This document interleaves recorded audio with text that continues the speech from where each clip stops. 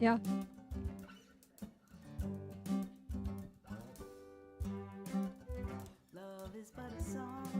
I'm very happy. I'm not happy to be standing here, but I'm happy.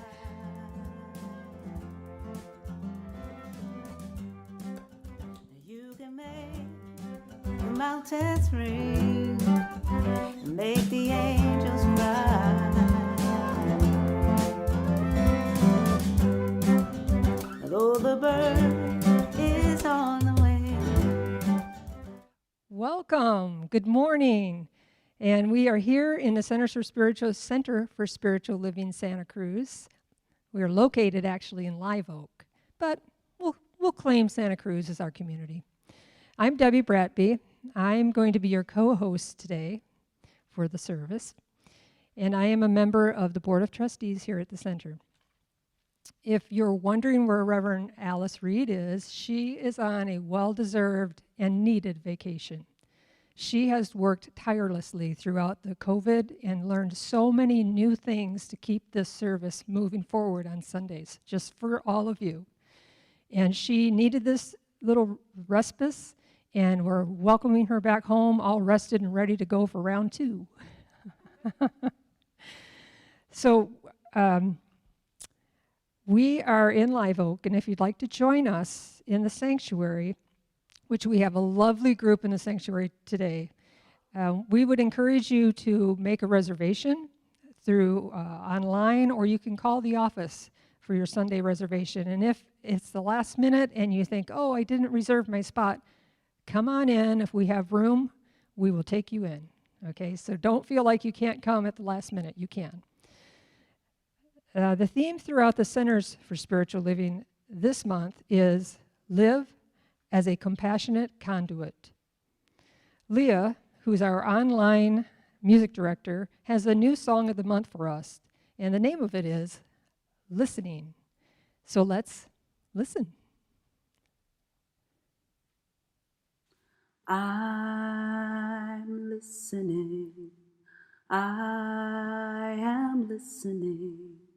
Spirit, speak to me.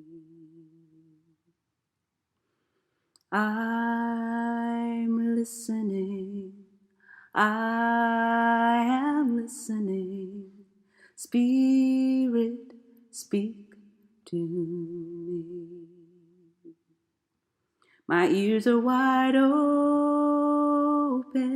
My eyes are now open to see what I may be. I'm listening.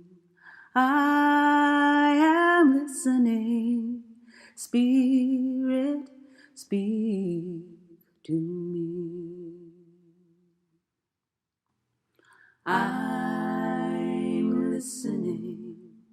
I am listening. In this moment of Spirit, speak through me. I can hear the voices of all my kind. I'm listening, singing. I'm listening, the tweeting and howling into the wind.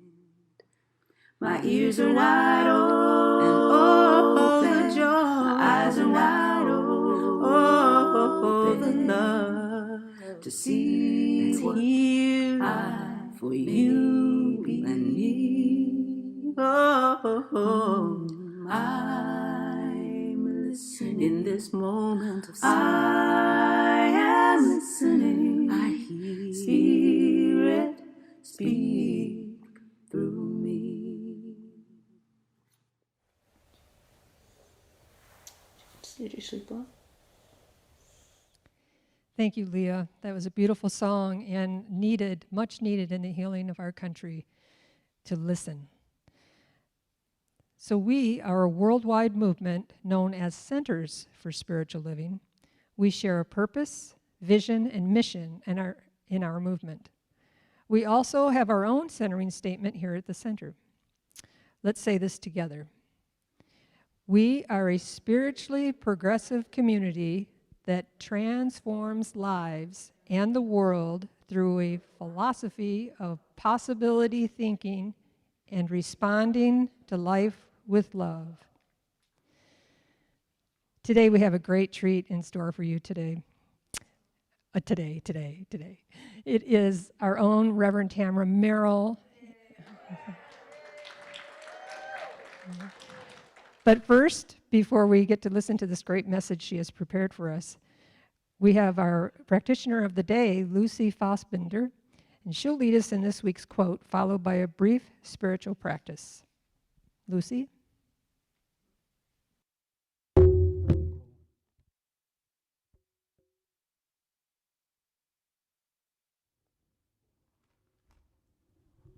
you help me get it on?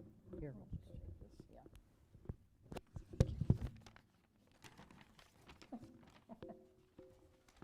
Details.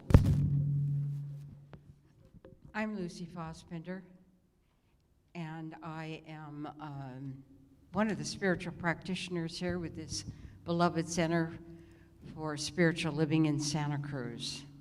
And I'm going to be reading today's quote and then followed by a short prayer. So the quote today is by an author by the name of Robert Russell. God is in all. It is both desire and fulfillment, prayer and its answer, ideas and its manifestation.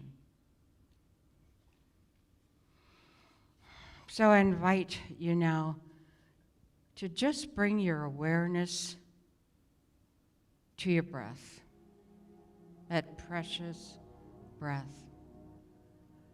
And you may close your eyes if you wish and allow that breath to take you deep within to that place where you best connect with Spirit. It's been a week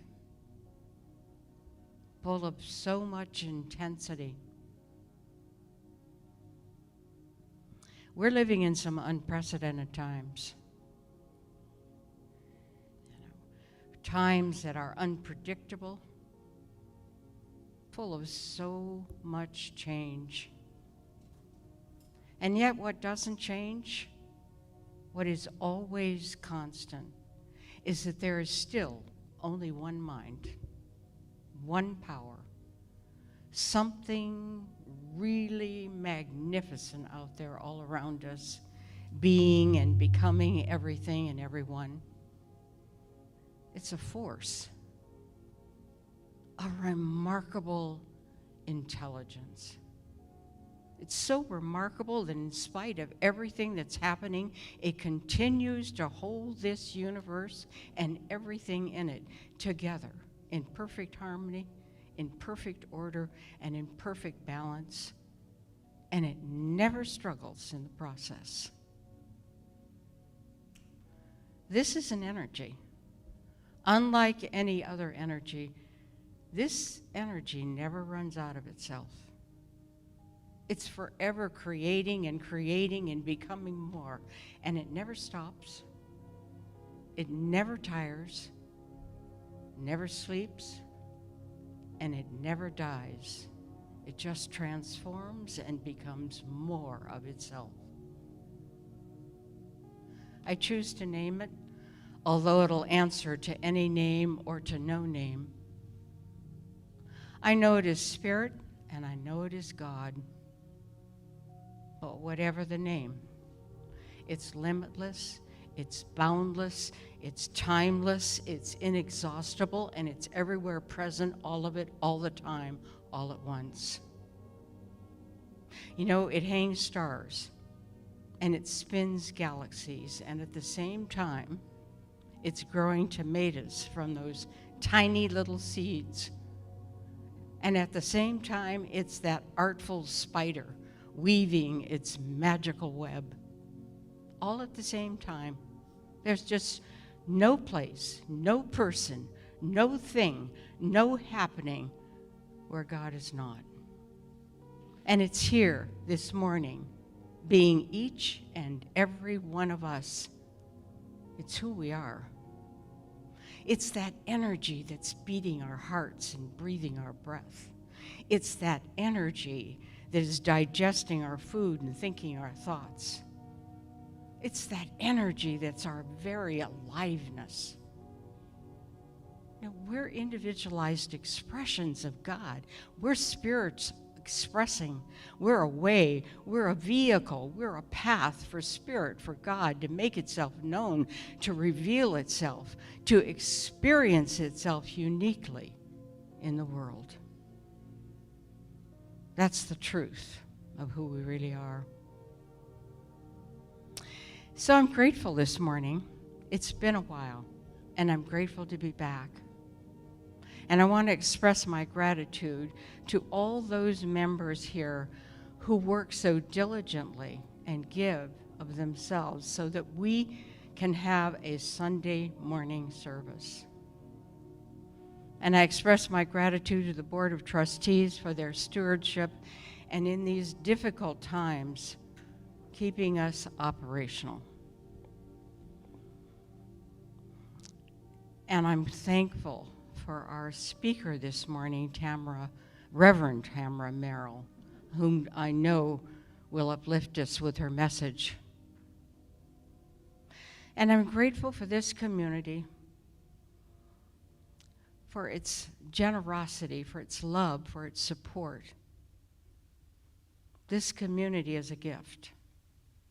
So I let these words be now, knowing they're all God and they're all good. And I let this beautiful Sunday morning service unfold. And together we say, and so it is. This song is by David Roth. It's a good one for singing along if you're so inclined.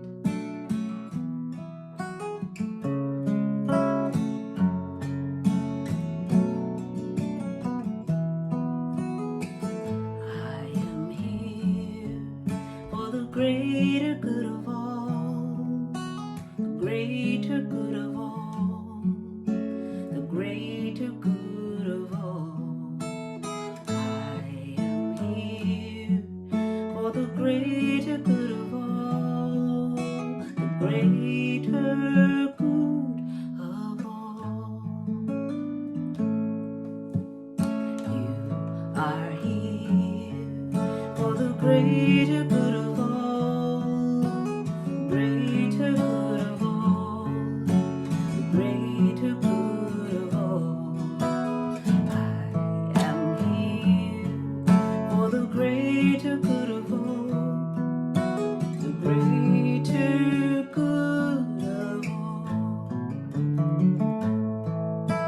We are here for the greater good of all, the greater good of all, the greater good of all. We are here for the greater good of all, the greater good of all, the greater good of all.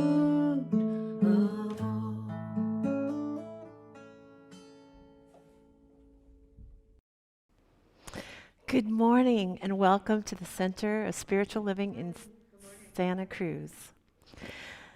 Today, I'm going to be talking about being a compassionate conduit. But first, I want to share that my talk title in the middle of this week was, Where Do We Go From Here? We are in need at this time to become and to be what we preach and what we talk about at this center. To be a spiritual practitioner of our faith, of our beliefs. And now I'm asking you to be a spiritual warrior.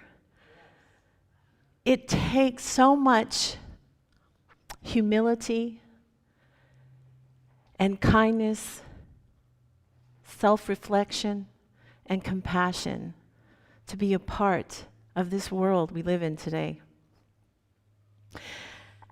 You know, Ernest Holmes says, it's not enough to say that we attract what we think. We become what we think. And what we become, we shall attract. Why are our words important? We talk about our thoughts and our words and our affirmations and our spiritual mind treatments. Just what is meant by your word? It means your conscious intention, your conscious direction, your conscious faith and acceptance. Because of what you are doing, the power of spirit will flow through your word in the direction that you give it. As I came in this morning and I was talking to Lucy, I have several stories and tools to share with you today, but one of the stories that came just like a bolt of lightning to me was a story about Gandhi. During the fight between the Muslims and the Hindus after India won its independence from England, and there was such fighting and terrible killing of one another, this man ran into Gandhi's rooftop home. And he was so distraught. And he said, Mahatma Gandhi, I am going to hell. I'm going to hell. And he says, my brother, what is wrong? He goes, I've just killed a child. And he goes, killed a child? He goes, yes. He said, my 4-year-old son and I were walking down the street, and a Muslim soldier took my child, and he threw him against the wall and murdered him. And Mahatma Gandhi's face was just so full of pain. And he said, and what else? What is going on? And he said, so what I did is I went and found a 4-year-old Muslim boy, and I shot him. And Gandhi's face again became so intense, and he said, oh. He says, I know a way out of hell for you. And the man goes, Mahatma, tell me the way out of hell. Tell me. He goes, you must go in the streets and find an orphaned child, a Muslim orphaned child. You must take him into your home and raise him as your own. He goes, Mahatma, of course I will. Of course I will. And Mahatma Gandhi looked at him and he said, there is one caveat. You must raise him as a Muslim.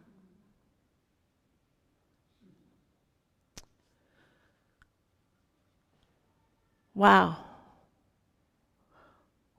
What we hold so strongly in our beliefs, in our hearts, is the values of life and love and beauty and spiritual truth. And how it expresses, as Lucy says, is individual. Our thoughts, our ideas, our perceptions of our worldview are so different. Can we build bridges with the intention of putting ourselves in someone else's shoes? Especially today, whether you're red, whether you're blue in this state, in this nation. In building the bridge, it is not just listening, but finding that common ground so that neighbor isn't against neighbor. As I walked my dog this week, I ran into so many other neighbors walking their dogs. And the conversations seem to be the same about this country, where 74 million voted one way and 70 million people voted another way in our political arena. I heard so many stories, even one this morning, about families being torn apart because One is red and one is blue. Grandparents not talking to children, grandchildren not being with their grandparents, uncles, aunts, friends. All because we don't agree. We don't see the world in the same way.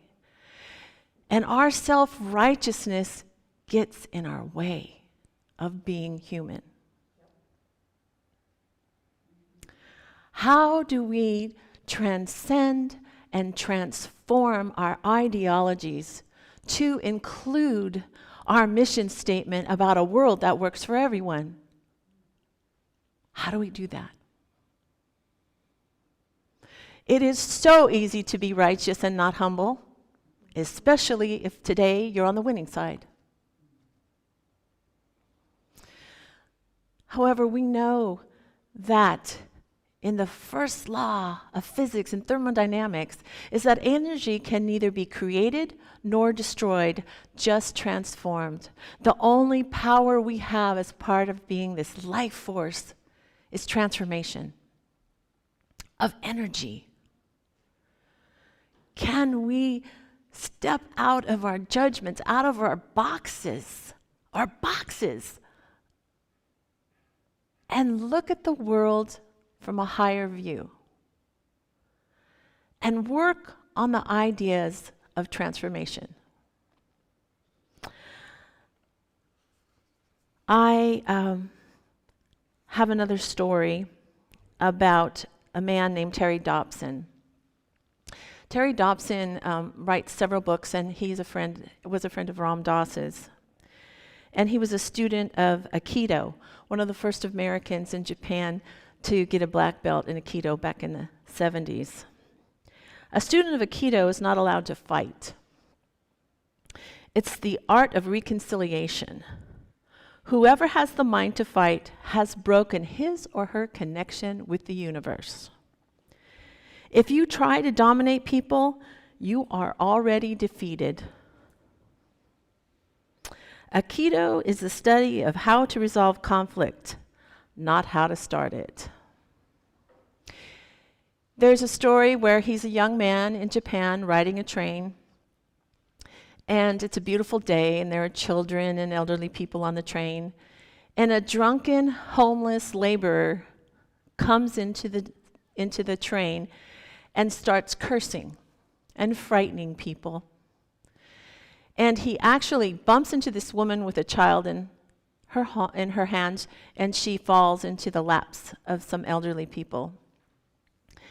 And what happens is that he, being young, felt vindicated that he was going to save the people from this belligerent, homeless drunk.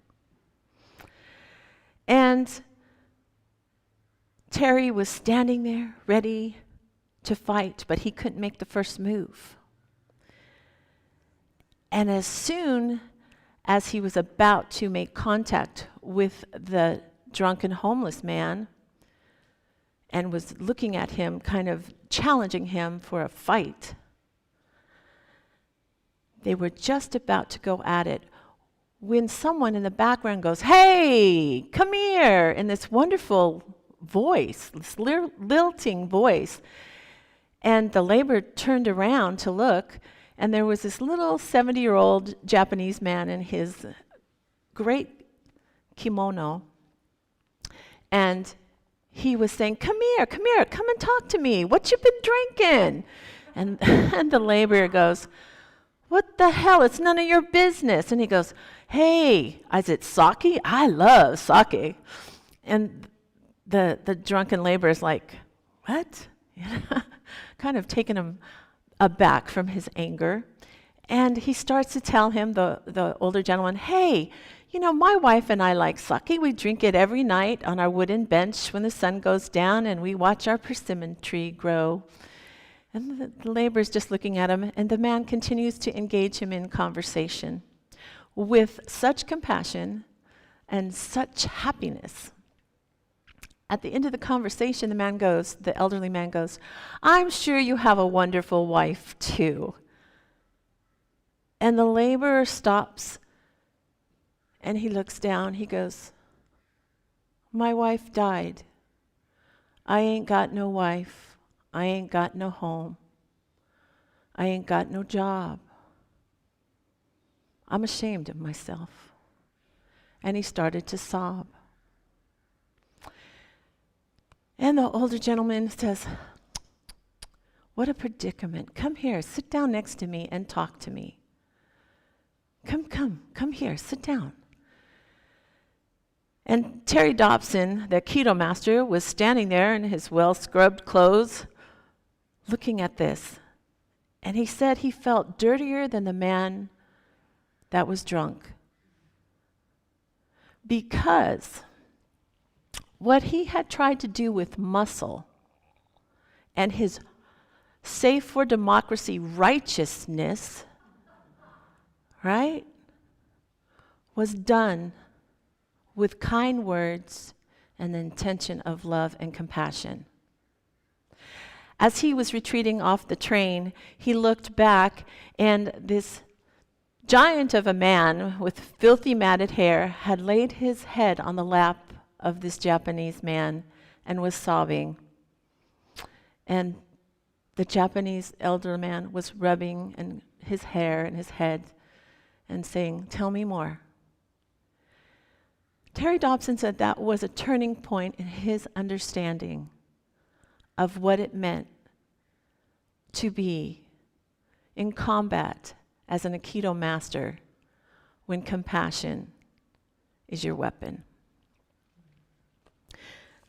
So one thing I know for sure, as I give you tools, is the first tool is our intention. What is our intention? Jack Kornfield says, be mindful of intention. Intention is the seed that creates our future. Wow. And the Webster's Dictionary says, intention is a design to resolve something or a determination of the mind. Isn't that beautiful? That is my first tool in the Warrior's Toolbox this morning, is be mindful of your intention. The second tool in the magical toolbox is, what are we expecting? Webster's Dictionary says, expectancy is the state of feeling or thinking optimistically that something will happen. Isn't that what our affirmations, our prayer treatments, it's the foundation of? Knowing that there is a higher power and that we are a part of it and there is a greater good in this universe and we are part of it and can use it. One of the stories about expectancy, Lynn Twist in her book Soul of Money, she talks about her expectancy of working with the richest people in the world and then the poorest people in the world. And one of her stories is working with Mother Teresa in India, in Calcutta. And she just knows that her expectancy is that these people need her help and her assistance, and she is going to work with them. And again, we have to be careful, including myself, about righteousness, not to get in the way of expectancy. So she's working with Mother Teresa and the Calcutta Foundation for the Poor. And one day this Indian couple comes in, and they're very, very, very wealthy. And they are coming in entitled and very arrogant. They come in and they kind of try to own the place, and Mother Teresa is thanking them for their donation, and they decide to take they want a picture with Mother Teresa. And you know, Mother Teresa has osteoporosis, and so her head and her shoulders were kind of down like this. So in the picture that Lynn Twist was taking of this couple and Mother Teresa, the woman, the wealthy woman, decides that she doesn't like that Mother Teresa's head is so down, so she lifts her head up, kind of abruptly and rudely. Lynn Twist gets very upset. And she gets so upset that she says something to the wealthy couple. And after the wealthy couple left, Mother Teresa said, "You need to go home. You have been misguided, and you need to think about what you just did." And she's like, "What? What do you mean? We're supposed to be advocates and stand up for the suffering and be allies." And she goes, "You need to go home, and you need to think and pray." What would that be like to be admonished by Mother Teresa? I mean, that's a pretty big one, right? She goes home and she's thinking about it. She realizes she was being righteous. She comes back the next day and Mother Teresa said, "What I wanted you to understand is this. We are working for people who are poor in materialism. They're hungry for food and shelter. But we also are working for the soul of people and for the people who are impoverished spiritually, who are starving spiritually. And we have to have compassion for everyone because that is our job." We can no more do without spirituality than we can do without food or water. Wow. I have done that in my life, been righteous. How can they think like that? Why don't they think like me? Expectancy, keeping it in the values, the foundation of optimism. Our next tool is willingness. Webster's Dictionary on willingness is the ability, that's mine.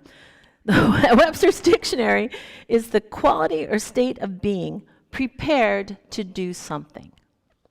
Mine is the willingness to and the ability to surrender to spirit or to acquiesce to spirit.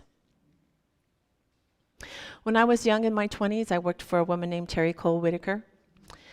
And I was a practitioner on staff, and my boyfriend had just become a minister on staff.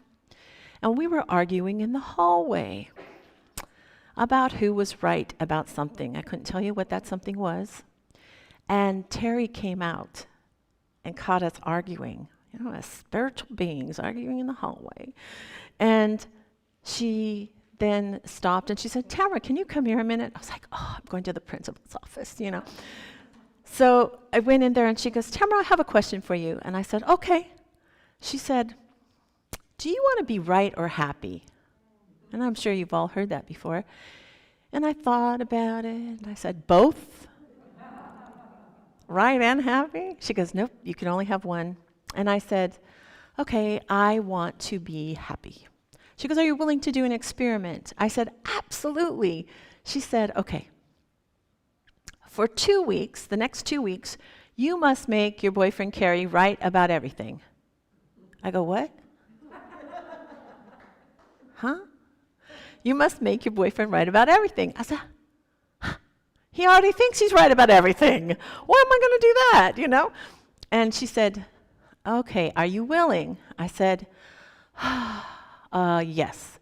And she said, "There's a caveat here. When you do that, you must sit with yourself and not only be willing. You don't have to think he's right, but you have to be willing that he could be right. And you have to be authentic about it. You can't pretend. You have to really sit with yourself and think about it before you answer him." I said, "Okay." So the first who's right comes along, and I go, "Okay, am I willing for him to be right?" I took a deep breath and I said, "I'm willing. Don't believe he's right, but I'm willing." And so I said, "You may be right." And he goes, "You know what? I think you may be right." I was like, "What?" It's like magic dust, right? I was like, "Yeah." So for the next 2 weeks, I went about my business, and every time we came about who was right, I would sit there and I say, "Are you willing?" And I would do the work. And every time we would end up having a conversation. It was wonderful, but it took work. And at the end of the 2 weeks, I was tired of doing the work. I don't want to do it anymore. Why? I don't know. But the moment I just wanted to get it over with, and we were in an argument about who was right, I didn't want to sit and see if I was willing and da-da-da, so I just thought I could just say, yeah, you're right. So I was like, I'm not going to do the work. I'm just going to say, you're right. So I go, you're right. He goes, I know I am. And I was like, oh, wow. This stuff has to work by working at it, right? And I was like, darn. It was a big lesson for me. Be mindful of your self-talk. It is a conversation with the universe by David Lee Jones. My last tool in the toolbox is forgiveness. And it's something that I heard from a friend that I was having dinner with last night. Forgiveness is being in a state of perpetual compassion. Our country, our politics have been so divisive and so divided, with families split apart.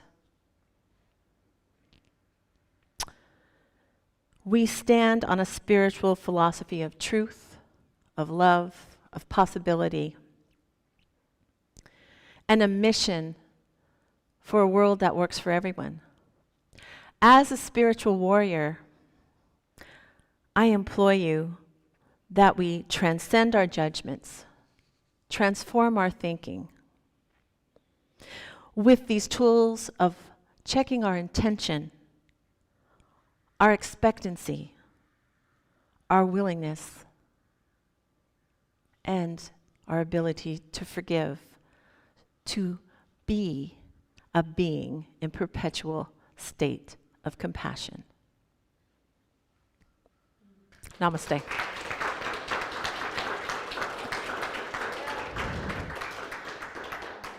Let us go into prayer knowing that there is only one of us here. That God, this infinite present, this infinite principle that we call God, Spirit, universal intelligence, is working through us right here, right now, each and every one of us.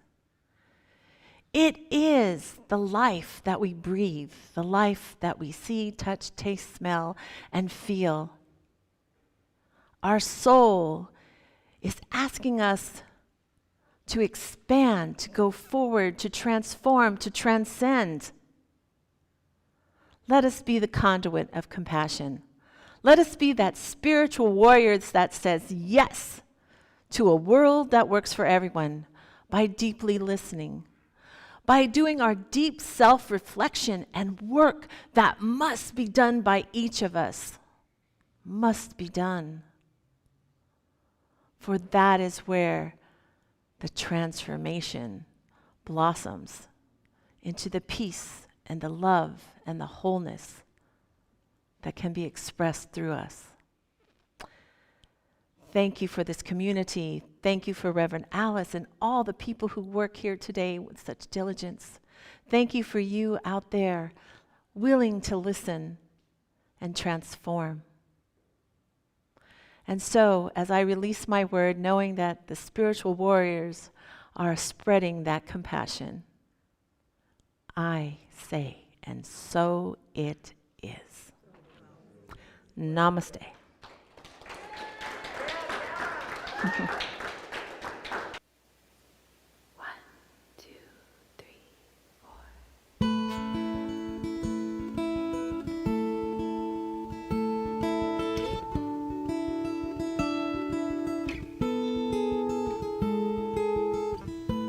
I sat still and beheld the glory white of the silk upon the dogwood in the early morning light, and a story told to me long ago returned to something wordless as it started to unfold before my eyes.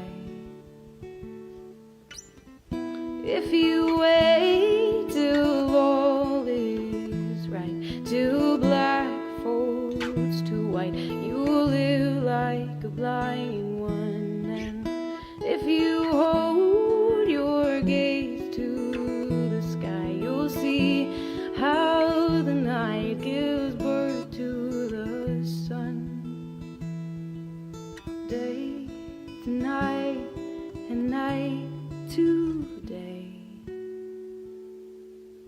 Isn't that the blessed way?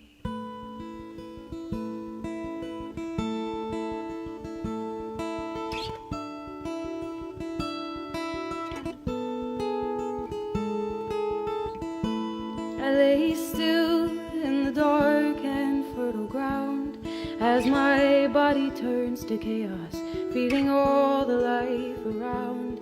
I am home, I'm at peace and I'm at rest, and it only took one lifetime to realize I'd never left. Ooh.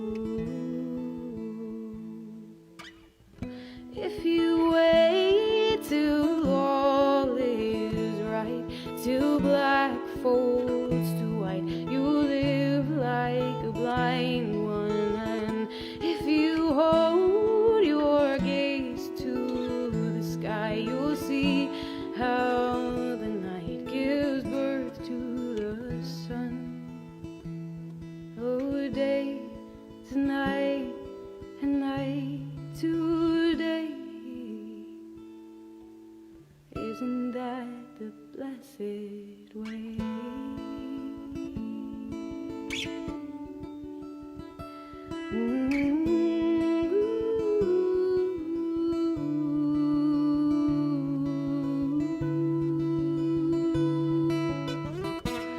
What is love but to open to the glory that an ordinary morning makes you weep? What is faith but to smile as the leaves change, knowing they will return again in spring? All of life comes from decay. Oh, day to night and night to day.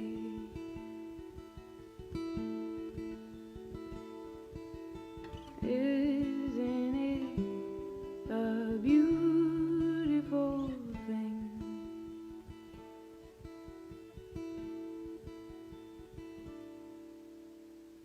Oh, isn't that the blessed way?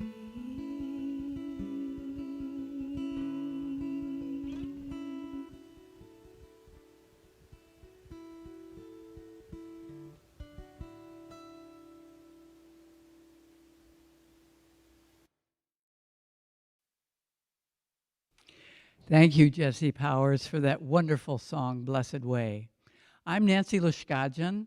I'm so pleased to be with you here this morning. I'm part of the volunteer leadership here at CSL Santa Cruz. It's my pleasure to lead us through the following weekly affirmation. Saying with me, I am grateful to know that I am fully supported by the universe. I'd like to offer my thanks to everyone who supports our center and who has done that over the last 8 months. It's been a long time.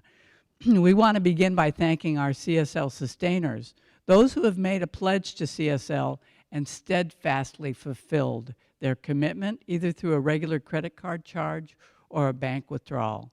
This has made all the difference in the world to us. In fact, because of you, we are still going strong.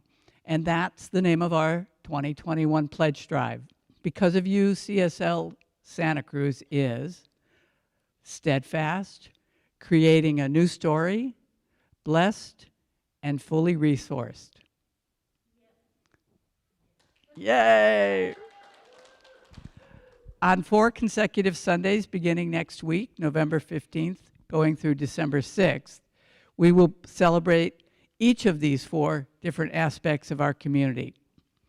Anyone can be part of our CSL Sustainer program, and you'll be hearing more about that during our pledge drive.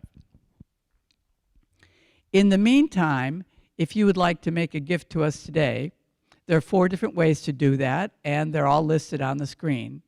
If you're here in the audience, you may use any of these options, including text to give at number 44-321, type CSL Give. Or you can go old school and drop a donation in the bowl by the door as you leave this morning. We are deeply grateful for gifts of every size. I want to thank our broadcast team who so ably handles the technical details of our broadcast each Sunday. Thank you.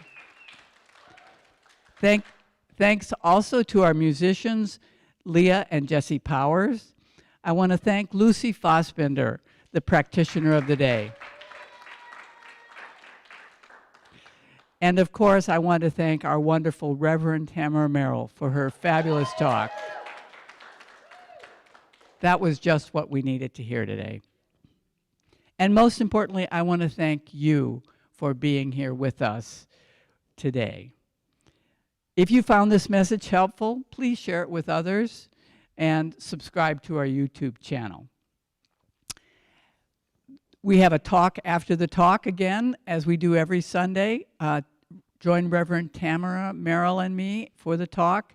We're on Zoom in our regular Zoom room, 831-000-1818. We begin at 11:30, and we'll go for 30 minutes.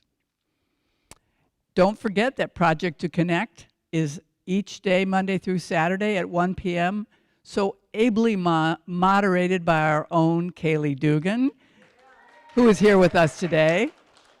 You are invited to join her and the rest of the Project to Connect's folks. Next week's speaker will be Reverend Elijah Christopher, November 15th. Reverend Alice Reed will be speaking the following Sunday, November 22nd. And as we prepare to leave the sanctuary this morning, we invite you to continue to observe social distancing and meet in the garden for informal conversation after service. Thank you all for joining us today. It was a pleasure having you with us and being with you. Have a wonderful week.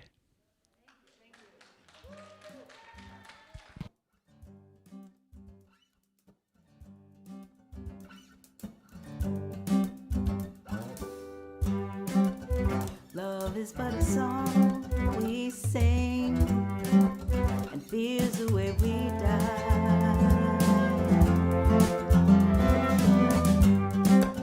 Now you can make the mountains ring, and make the angels